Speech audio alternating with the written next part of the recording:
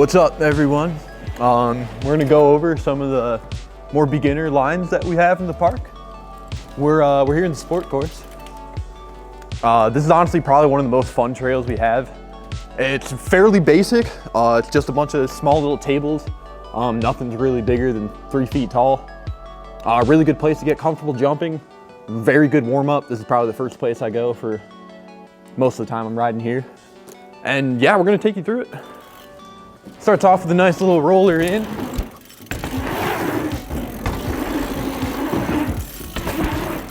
And it's pretty much the same thing all the way through. There's a bunch of these tables. Real nice berm that we just added over the past summer.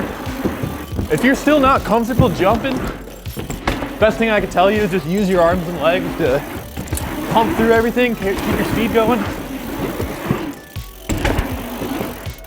And yeah, that was a run through the micro rhythm. Line's super fun. If you haven't ridden it before, definitely give it a shot. You'll have a blast. Yeah, thanks for watching. We'll see you out there. Hey everybody, today we're checking out our crank selection. All of these crank sets are available for purchase in our store as well as our online shop.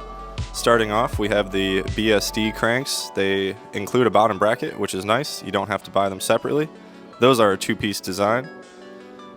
Next up, we have the Kink BMX cranks. Those are also in a 2-piece design. They're kind of oversized, 22 millimeter, nice and beefy. They can withstand pretty much anything you can throw at them.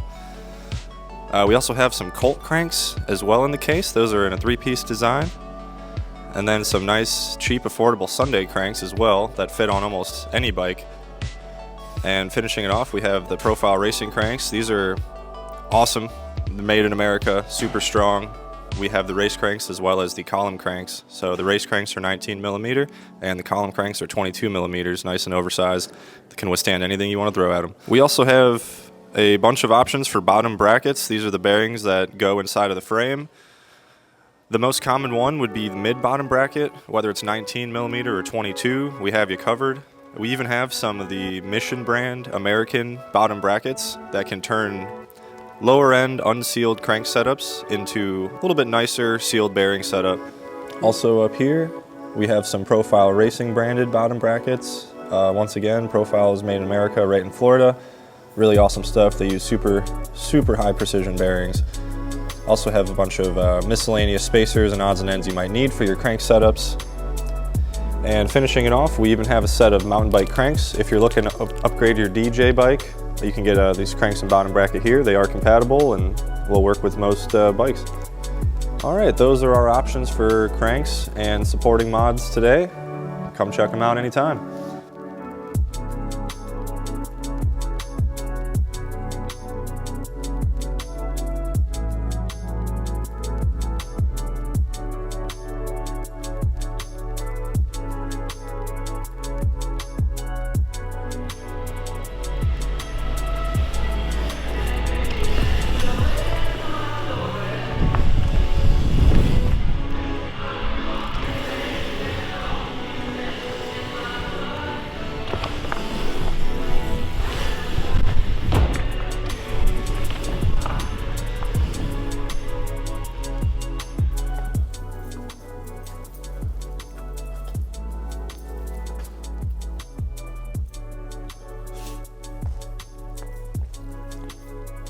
Cool, so this room right here, we don't actually have a name for it, but this used to be the old family pass storage area. So people used to bring their bikes, keep them in here all winter long.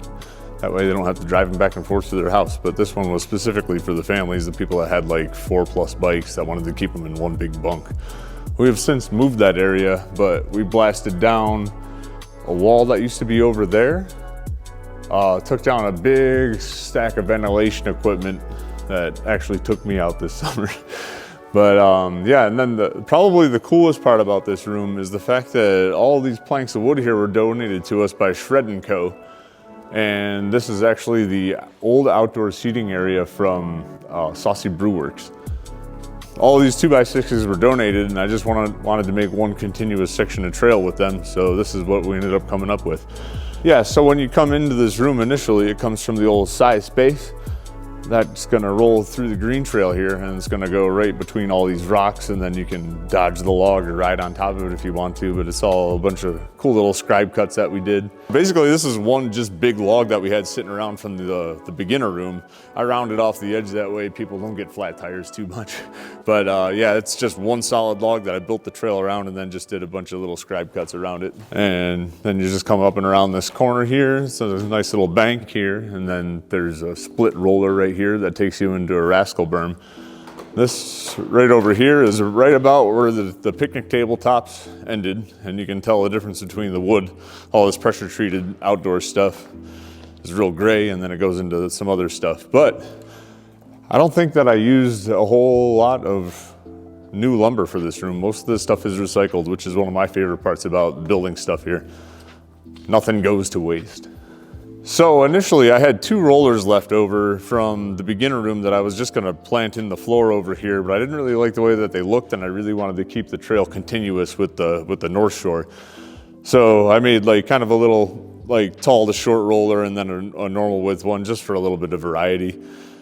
But yeah, it's pretty cool. Just a couple of simple framed rollers that come up and over with North Shore. And right here is where the picnic table tops end. You can see that this is the last of the pressure treated gray outdoor wood.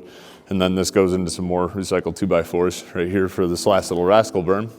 And then when you come out of the room, I rebuilt something that used to live here back in the day, but made it a little bit cooler, a little bit wider. But yeah, people been hopping up and doing wall rides, nose bonks, whatever, up and over through this thing. And then Elliot and I built this little up and around right here. One of the main reasons that we had to build stuff like kind of to the edges of the hallway though, is we just wanted to have a nice 8-foot wide thing of traffic. That way we can get stuff in and out through our back garage door over there because we need access. But yeah, that kind of wraps up the last little bit of the green trail that we reworked in this section. Hey folks, thanks for checking out my YouTube channel. Please don't forget to hit that like button and subscribe.